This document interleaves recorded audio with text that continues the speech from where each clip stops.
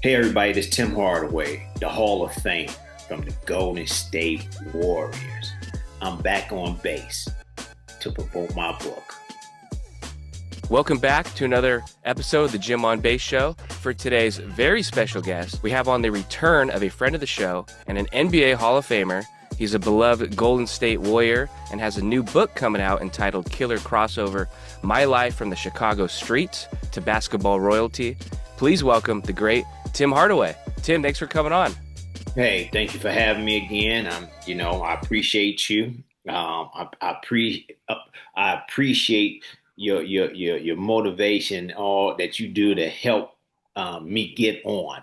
And I don't think a lot of people give you any kudos about what you do in life. We have we think that we are leaders and we are people that go out there and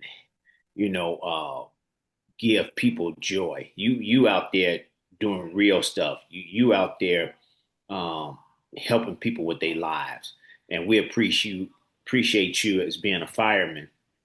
And you going into fires and rescuing people and helping them save their houses or their things that they lost in their house. So you the real hero here. So I just want to say thank you. Awesome. Thanks for that. And it's always cool to have people on that I admire. And it looks like, are you at home right now or? Yes, I'm at home right now.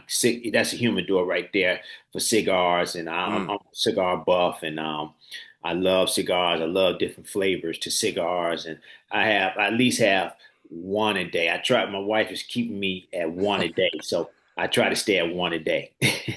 Yeah, does that mean you do it in the morning or later at night? Because then you got to wash out that smell, right? You know?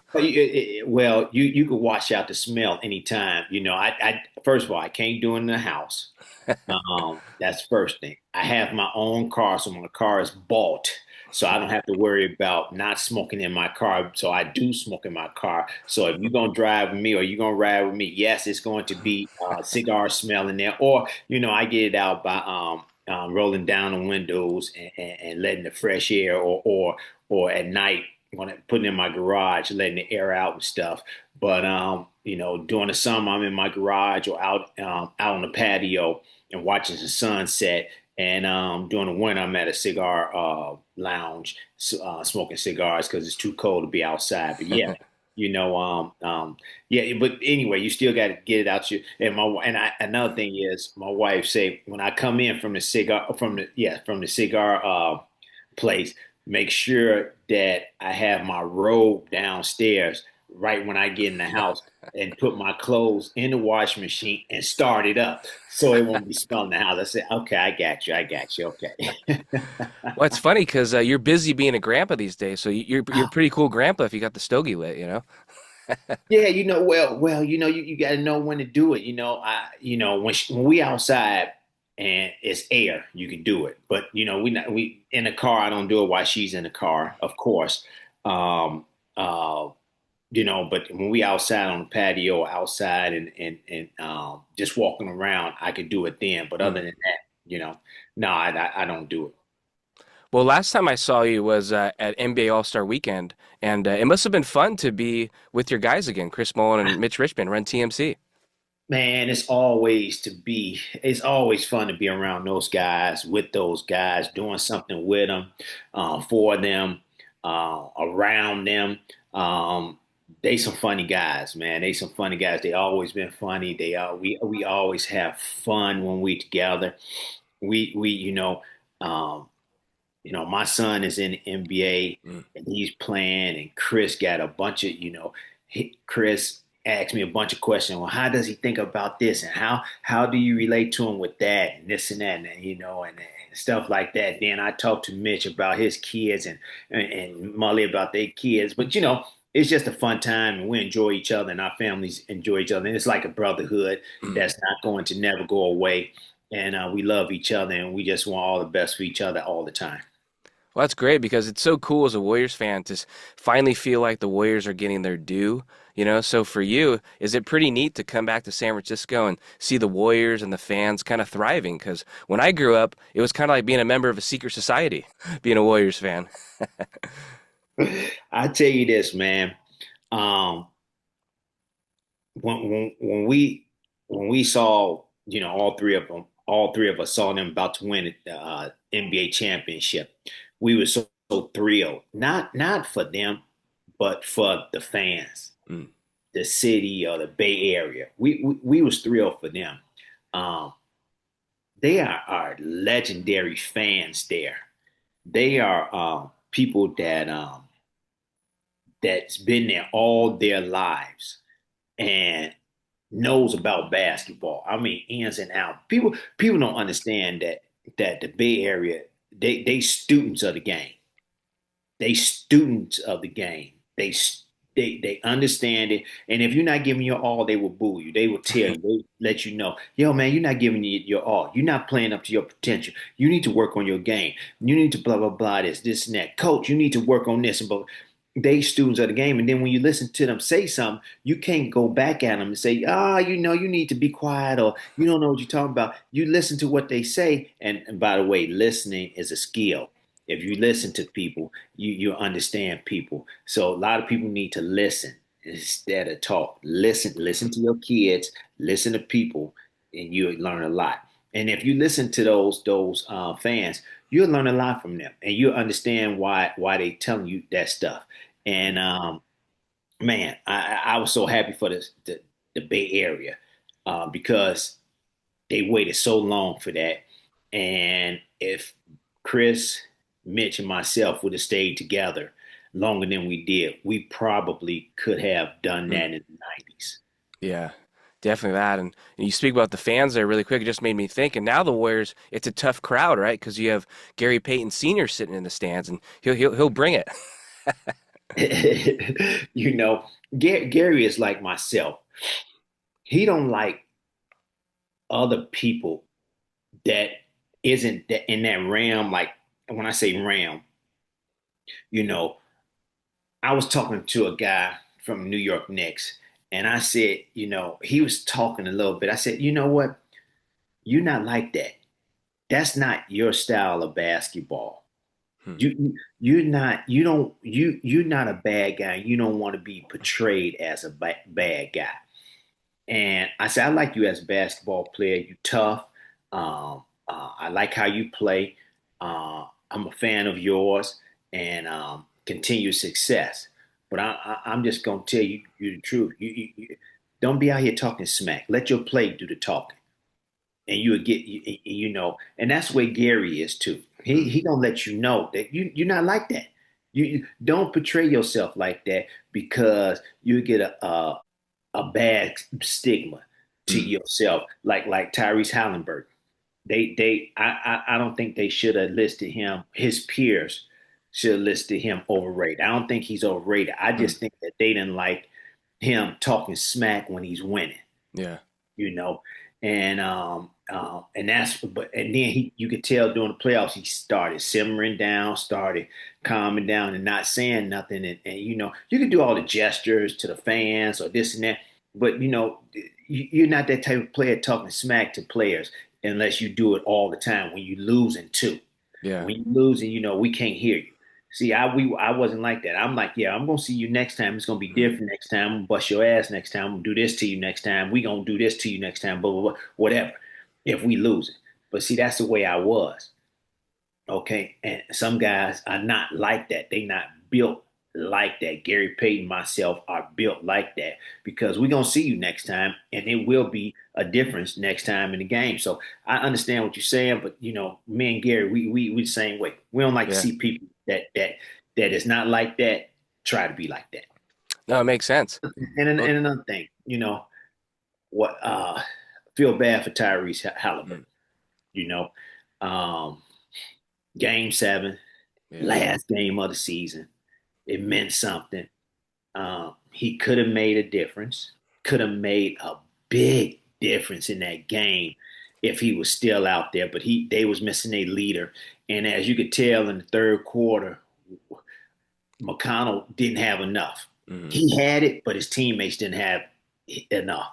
So and they were just missing a leader. So it's tough, and I know my prayers go out to him. It's gonna be a long recovery. Mm. I don't think he's going to be able to play next year, but you never know with technology.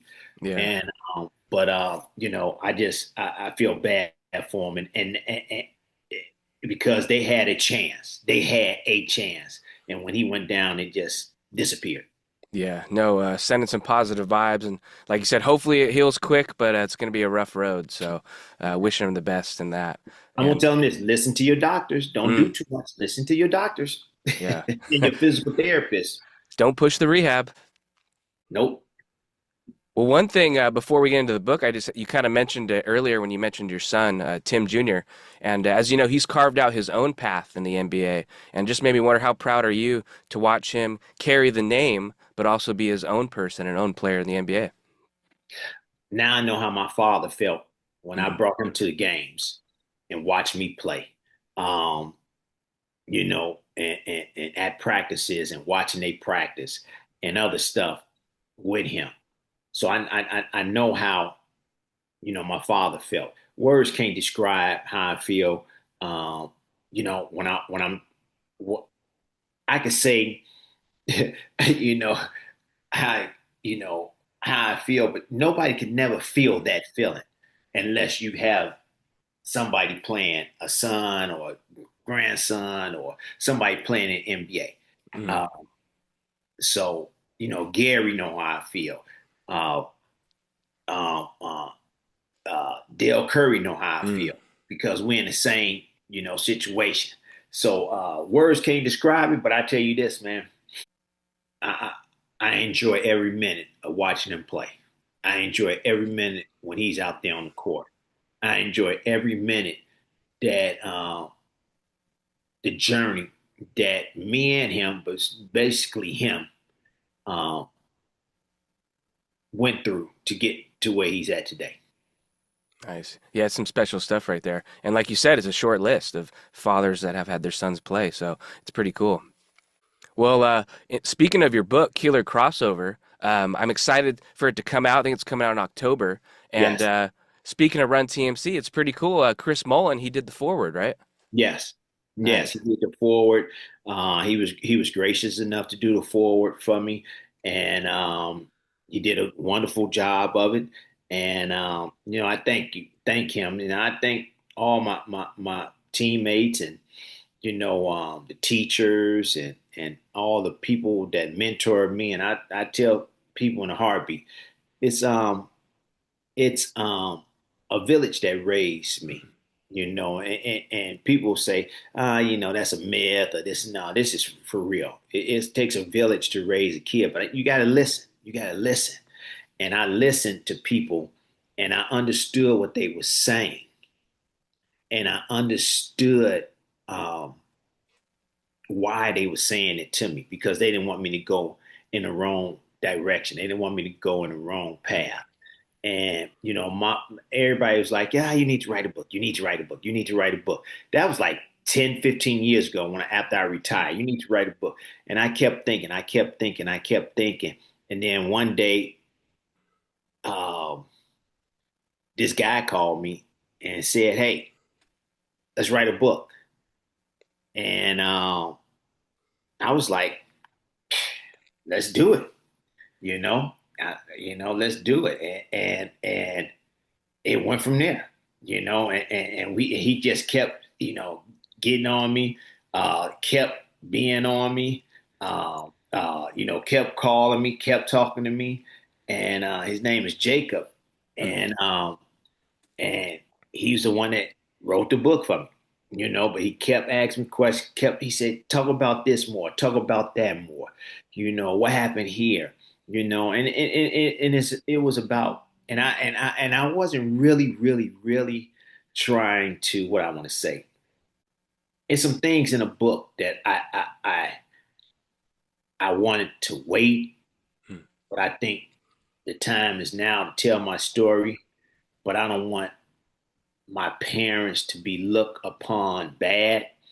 Um, I don't want, because, my mom, she went through a lot of domestic violence, Mm. you know, because my dad, he was an alcoholic, he had a disease, but, you know, that's no excuse. He used to, beat on my mom, beat up on me, um, stuff like that. And it was tough to talk about because, he's still alive and I don't want people to look at him differently. He has a legacy too. He's a playground legend. People, love him, respect him. But, Mm. back then it was a lot of that going on in the household. People, domestic violence, and you couldn't talk about it. Domestic violence in my book, talking about my mom. I don't want nobody to look at my mom differently and say you went through that and how come you didn't do this. And look, she did the best she could for me and my brother, and I commend her for that, and I love her for that. And if she didn't do half the stuff that she did, man, I wouldn't be writing this book. I wouldn't be in this predicament. I would probably be in jail. I'd probably be dead. I'd probably be doing, something crazy. But just listening to her, watching her with her struggles, and basketball was my outlet. Simple as that. I used to go out on the basketball court and just kill folks. Just go out there and just play hard, do whatever it took, and and now that was my way to be physical playing basketball. So, and then we go, I'm just giving you some little things. I'm not gonna tell everybody about the whole book, but I really want people to understand, especially people that's trying to live their lives through their kids' lives in sports. Hmm. I had to learn. I learned the hard way, but it was good that I learned it early. And if I didn't learn it early, then my son probably would not have never been the basketball player he is today. Hmm. I had to shut up. I was on him. I was on him about. I was in the car. You playing terrible. You're not a good basketball player. You don't do this. You don't do that. But I think I wanted him to be like me. Hmm. And I had to.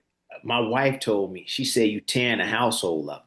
Your son don't want to be around you." I was like, "Oh, he don't want to be around me because he know I'm telling the truth." Whatever it was, Hmm. but I had to check myself, and I had to really shut up, and I really had to understand him and make sure he understood that I will never say that again. I will never talk bad about your game. I will never, be in a car ridiculing you or nothing.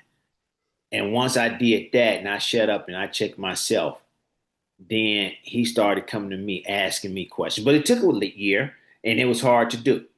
So I want people to really, really, really concentrate that has people that has their kids or they watching their kids and going through AAU basketball or going through high school or whatever.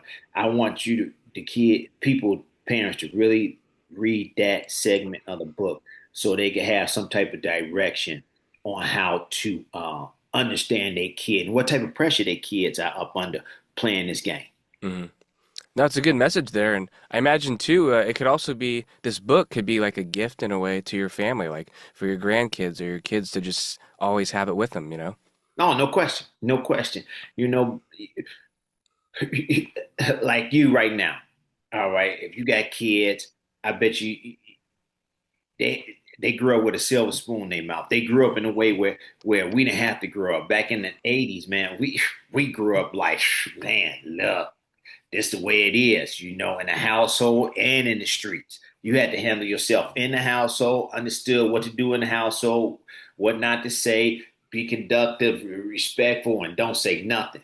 Out in them streets, you had to have your head on a swivel, understand what gang member is that, what gang neighborhood you in. How to wear your hat. It better be on straight. It can't be red. It can't Yeah. be blue.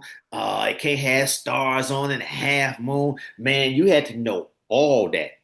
If I'm walking down the street and I see four guys over there, I'm like, oh shit, you know what? I'm just gonna turn back around because they could also cross the street too. I'm gonna turn back around. You might walk through the alley.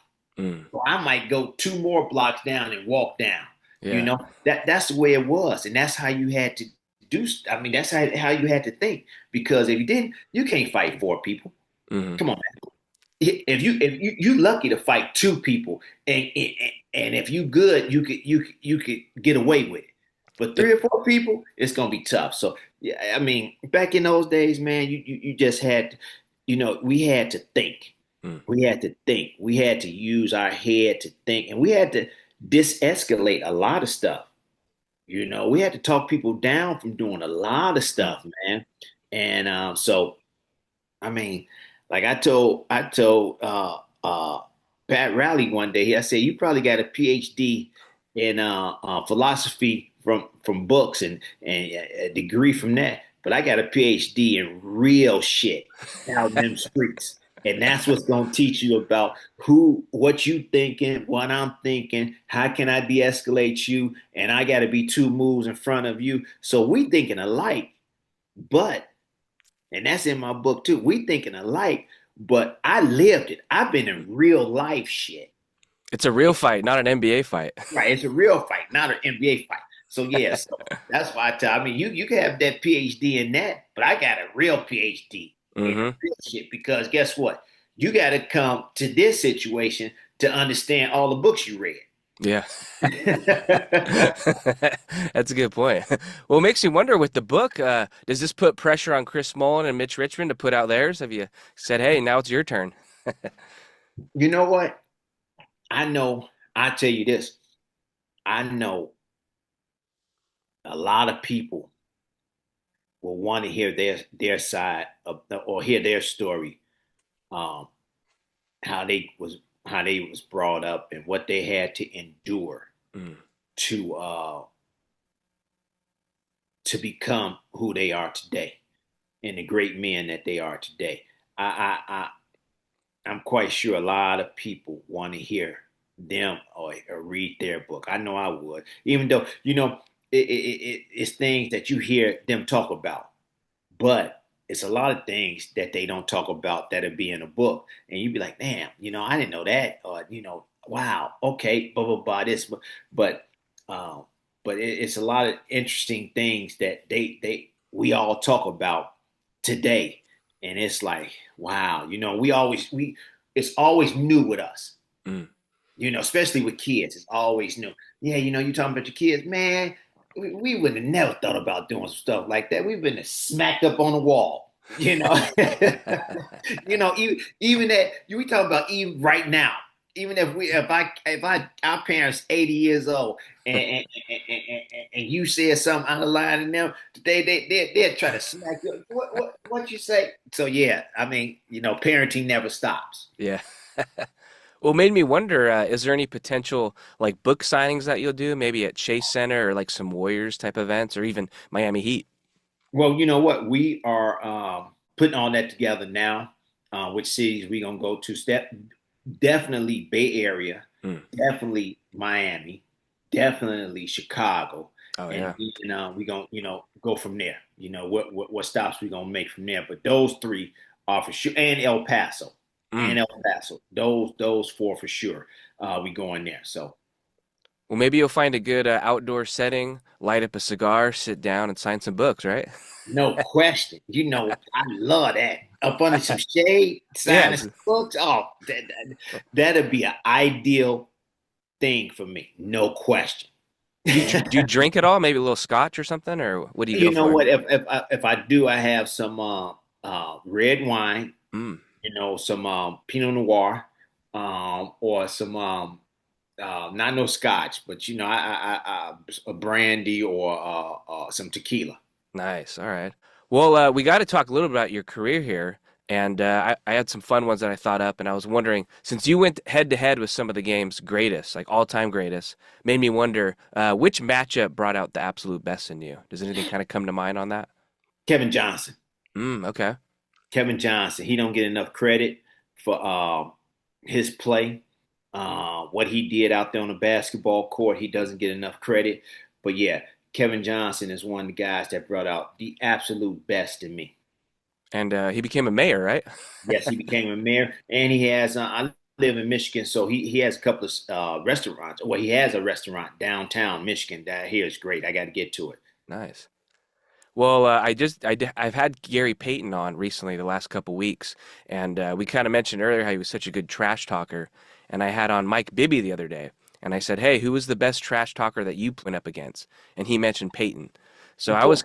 yeah, I was curious from your point of view, who were some other like elite trash talkers, maybe ones that wouldn't come to mind for the casual fan?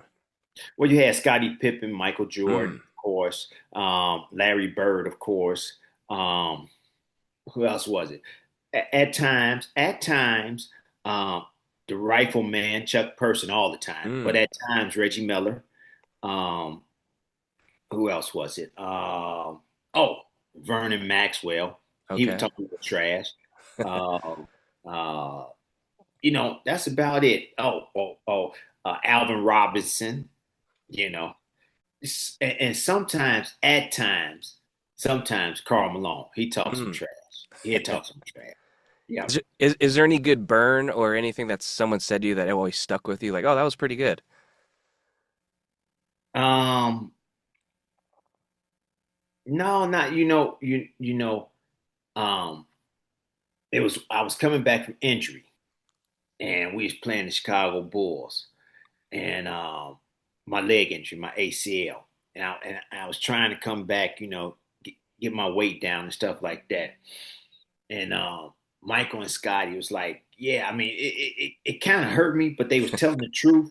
But they was like, yeah, get your fat ass in shape.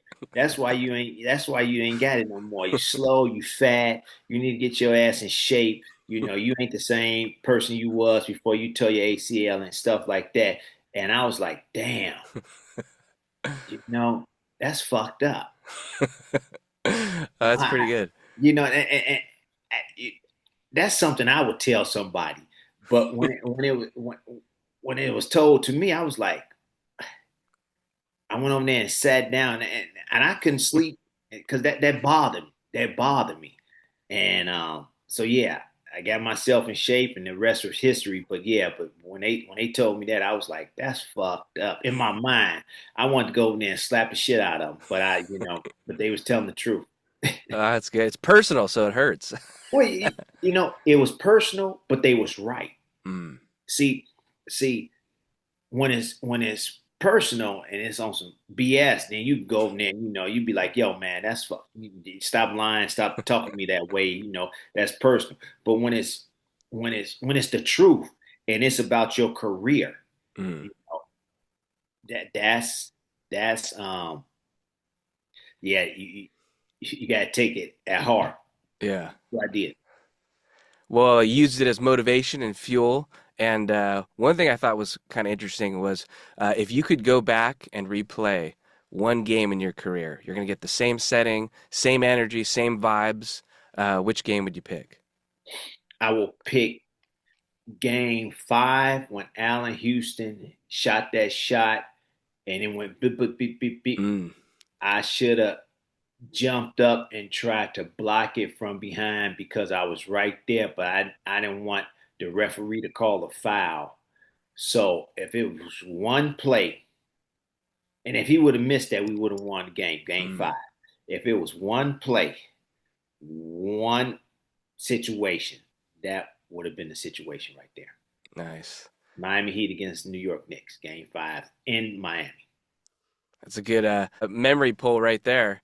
And speaking of some great players you've played with, I'm planning on getting him on the show soon, and he's a Bay Area guy. You played 3 seasons with him. What are some special memories or memory that you have of the great Tom Tolbert? Oh, Tom Tolbert, crazy as hell. Always kept the room alive. You know, you got to have somebody like that, a joker, a guy. But I mean, but in a way where he still can go out there and play hard and do his job. But Nelly could get on him, and he always had something to say. And Nelly, was madder. But Tom would bring out the smile in you, and that's what we needed. We needed somebody that could bring out the smile in us.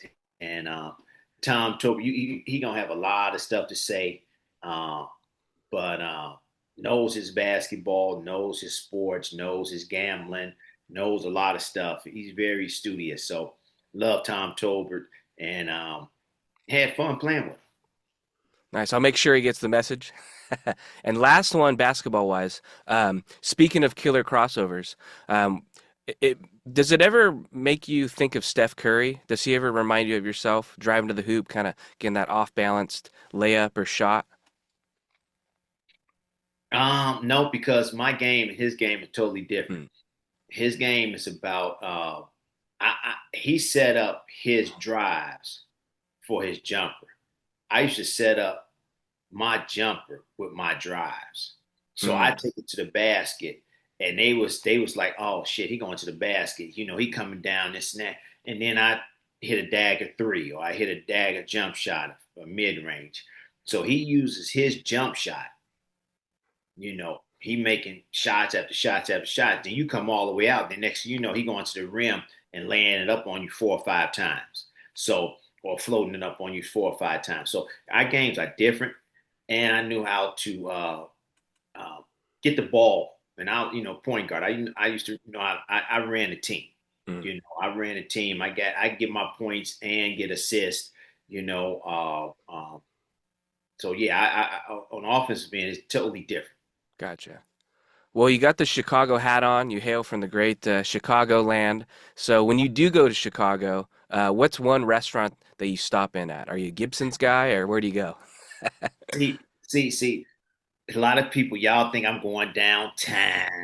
Y'all think I'm going here.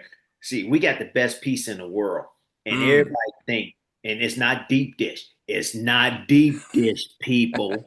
All right, it's a flat pizza, and it's from Italian Fiesta.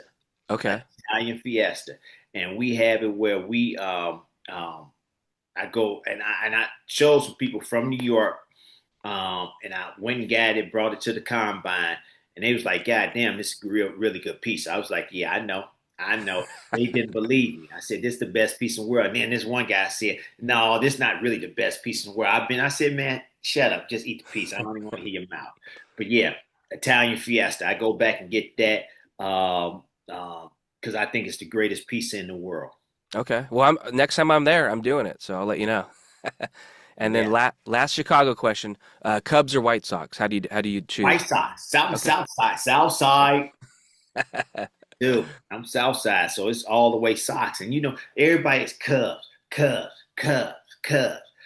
White Sox won it first. Mm. We won. Well, okay, they go back to way in 1914, 1919, or whatever. Okay. Oh, okay. And then y'all had to curse on y'all. Then Yeah. y'all had to curse on y'all. I'm a Southsider. And you know what? I want to go to a Cubs game. Um, um, I never been to Wrigley Field, and I want to go to Wrigley Field and just check it out. And I'm gonna Mm. go with a friend of mine that has season tickets and have peanuts in a beer with him. You Oh, know, so he you've never he. been to No, Wrigley? I've never been to Wrigley Field. Wow. Never been. I passed it a couple of times, and as I was passing, I didn't even know that was the field over there. But I passed it, and it was like you in Wrigleyville. I was like, oh, is that okay?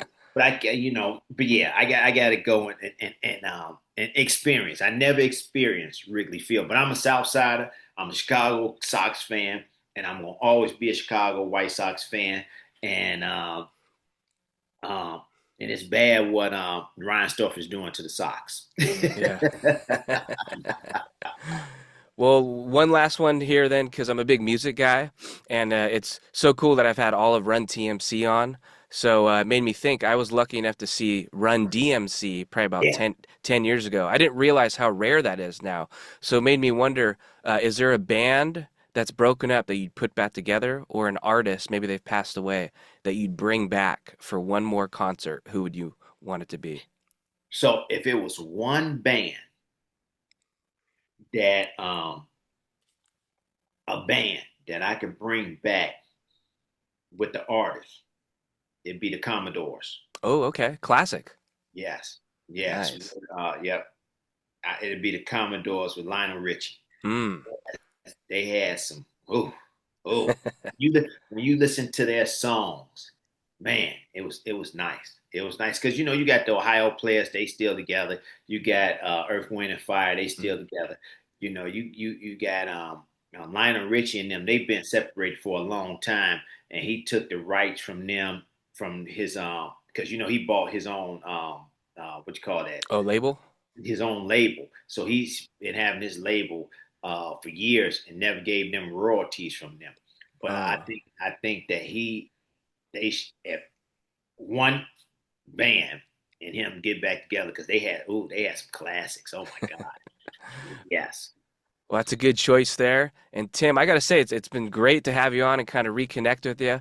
Thanks for giving me some time, and I can't wait to get Killer Crossover. Maybe sit down, smoke a cigar, and do some reading. yes. Let's get it done. Let's get it done. But be listening out. I will be. I have it on social media, and I got a. I'm on Believe network now, and I got my own podcast coming out. It's called the Hardaway Files. Oh, nice. Okay, the Hardaway Files. Yeah, Hardaway Files. It's on Believe and all they stations and everything. So yeah, be looking out for me and be talking about some real stuff and about the trade that went down. And Mm. I think the trade that should go down if they want this guy and with Dallas. And Mm. so yeah, I just check me out. Yeah. No, if when there's a social media page and everything, I'll give you a follow. And Tim, can't wait to read the book. We'll put some links out. And as always, thanks for coming on. Yes, sir. Thank you for having me, Jim. Appreciate it.